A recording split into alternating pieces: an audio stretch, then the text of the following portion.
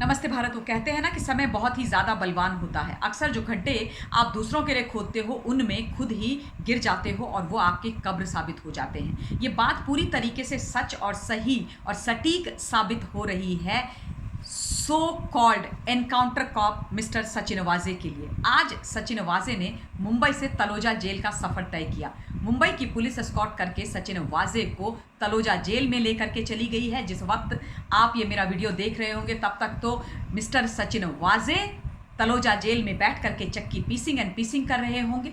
उन्होंने तलोजा जेल के कपड़े पहन लिए होंगे और तलोजा जेल की रोटी खाएंगे। बड़ा शौक था ना उनको तलोजा जेल में सच्चे ईमानदार लोगों को भेजने का।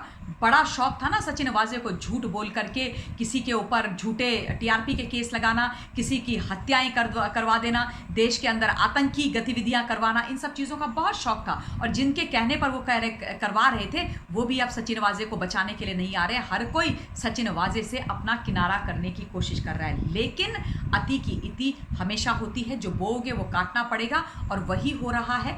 आज सचिन वाजे अपने कर्मों की सजा पा रहा है और पहुंच गया है तलोजा जेल की सलाखों के पीछे।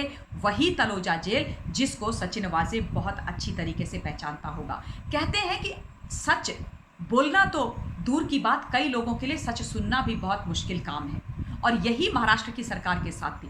महाराष्ट्र की सरकार और वहाँ पर ये कुछ खाकी वर्दीधारियों के लिए सच बोलना तो नामुमकिन है। वो सच सुनना भी नहीं चाहते थे और क्योंकि वो सच नहीं सुनना चाहते थे, सच उनसे बर्दाश्त नहीं हो रहा था, क्योंकि सच जो बोला जा रहा था एक राष्ट्रभक्त पत्रकार के द्वारा वो उनकी काली करतूतों को उजागर कर रहा था। इसलिए उन राष्ट्रभक्त पत्रकार के खिलाफ एक बहुत बड़ा प्रपंच बुना गया। आप सब जानते हैं मैं अर्नब जी की बात कर रही हूं कि किस प्रकार से एक फेक टीआरपी का केस बुना गया, किस प्रकार से ध्वस्त करने की कोशिश की गई अर्नब जी, उनके परिवार और रिपब्लिक को, और किस प्रकार से एक पुराने बंद केस को पूर्व गृह मंत्री जी के द्वारा फ्लोर ऑफ द हाउस में खोल करके अर्नब गोस्वामी जी को अरेस्ट करके, गलत इलीगल तरीके से अरेस्ट करके, और अरेस्ट किसने किया था? सचिन वाजे ने। एनकाउंटर स्पेशलिस्ट कॉप ने AK-47 की ब्रिगेड ले जाकर के उनके घर से बड़े ही गंदे तरीके से अरेस्ट किया था।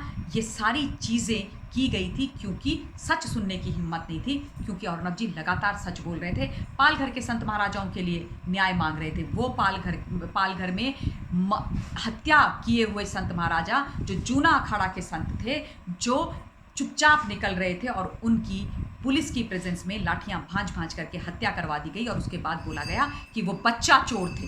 और उसके खिलाफ जब अर्नब गोस्वामी जी ने आवाज़ उठाई, उनके लिए न्याय की बात करनी शुरू करी, तो उन पर एसिड अटैक हुआ, उनके ऊपर बहुत सारी FIR हुई, आई एम सॉरी। और उसके बाद जब सुशांत सिंह राजपूत की मिस्टीरियस हत्या हुई और उस केस को पुरजोर तरीके से सुशांत के बड़े भाई के समान अर्नब गोस्वामी जी ने लड़ना शुरू किया, तो इन लोगों को पता नहीं क्या तकलीफ हो गई, इनके पैरों के नीचे से ज़मीन खिसक गई, पीछे पड़ गए। और जो ये जो एनकाउंटर कॉप जो सस्पेंडेड, जिस पर जो चार्जशीटेड है, जिसको ये लेकर के आए थे 6 जून 2020 को, उसको इस केस का हेड बना दिया और फिर झूठे एक के बाद एक झूठ बोल करके अर्नब गोस्वामी जी को पकड़ के तलोजा जेल के अंदर डाल दिया गया था। और किस प्रकार से वो लड़ाई पूरे देश ने लड़ी, मिस्टर गोस्वामी ने लड़ी, उनके परिवार ने लड़ी, रिपब्लिक ने लड़ी, वो बातें कोई नहीं भूल सकता है। लेकिन उस वक्त ऐसा लगता था कि अहंकार इनके दिमाग में था, पार इनके दिमाग में थी और इन्होंने ये सोचा था कि बस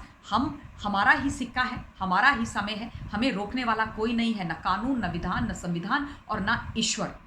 लेकिन न्याय का चक्का जब घूमता है और पीसता है तो बहुत ही बारीक पीसता है। थोड़ी देर हो सकती है लेकिन न्याय होकर के रहता है। मैंने हमेशा आप लोगों को ये बोला है कि सत्य हमेशा जीतता है। सत्य की राह पर चलना मुश्किल है, जैसे अंगारों पर शूल पर चलना, लेकिन जो व्यक्ति सच के साथ खड़े होते हैं, बोलते हैं, विजय उनकी ही होती है। और मिस्टर अर्नब गोस्वामी के केस में एक एक चीज़ सही साबित होती हुई दिखाई दे रही है। अलीबाग से जिस प्रकार से तलोजा जेल शिफ्ट किया गया था, वो विजुअल्स मैं कभी नहीं भूल सकती, आई एम श्योर आप लोग भी कभी नहीं भूल सकते।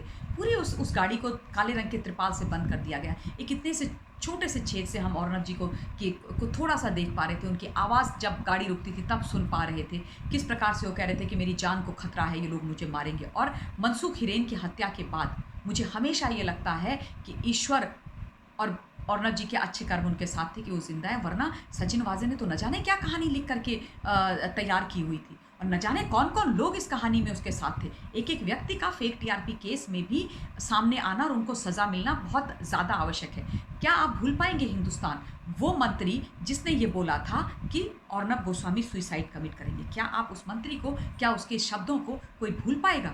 और क्या ये एक स्वरूप होता है किसी चुनी हुई सरकार का देखने का? क्या एक खाकी वर्दी पहना हुआ कोई भी पुलिस वाला, चाहे वो टॉप कॉप हो, चाहे वो कोई भी हो, ये कोई उनका स्वरूप होना चाहिए? परमवीर सिंह जो एक्स सीपी हो गए, उन्हीं के अगेन कर्मों का फल है। और अभी तो देखिएगा क्या-क्या होगा आगे। जिस प्रकार से बाहर निकल कर के वो प्रेस कॉन्फ्रेंस की गई, इतना बड़ा झूठ बोला गया, इतना बड़ा झूठ बोला गया। अपने झूठों को, अपने कुकृत्यों को छुपाने के लिए झूठ बोला गया और वो सारी चीज़ें अब हमारे सामने आ रही हैं। इतना बड़ा इनका उगाही का पूरा धंधा, गोरख धंधा।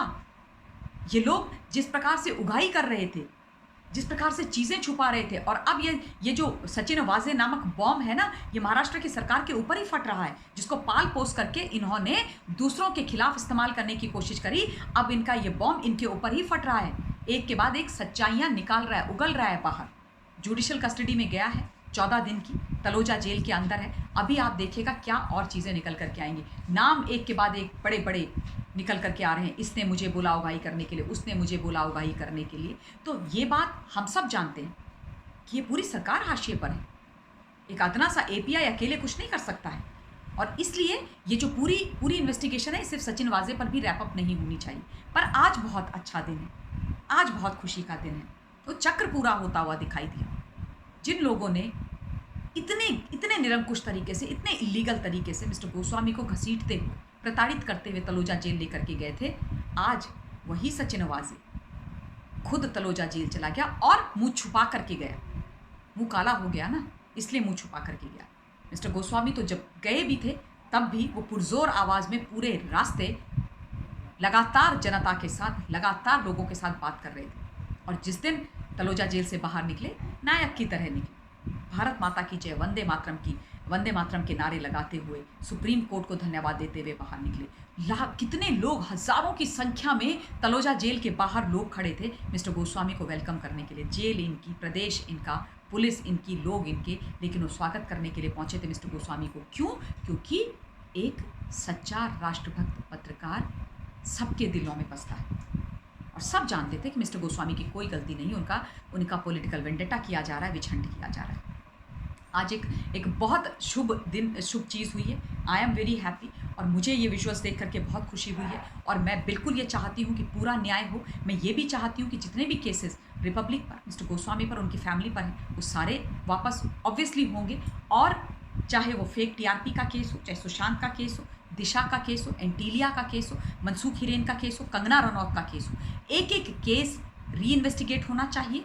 और इन तमाम लोगों को इनके झोल झपाटों के लिए और झूठ के लिए कड़ी से कड़ी सज़ा मिलनी चाहिए। फिर चाहे वो खाकी वर्दी पहना हुआ कोई पुलिस वाला हो या कोई नेता हो, किसी को नहीं बख्शा जाना चाहिए। क्योंकि जनता के साथ जो गलत करेगा उसका इंसाफ होना बहुत ज़रूरी है, उसके खिलाफ कार्यवाही होना बहुत ज़्यादा ज़रूरी है। अब आप सब लोगों से वही निवेदन जो मैं हर वीडियो के एंड में करती हूँ कि अपने पॉइंट ऑफ व्यूज़ मुझे बताइएगा।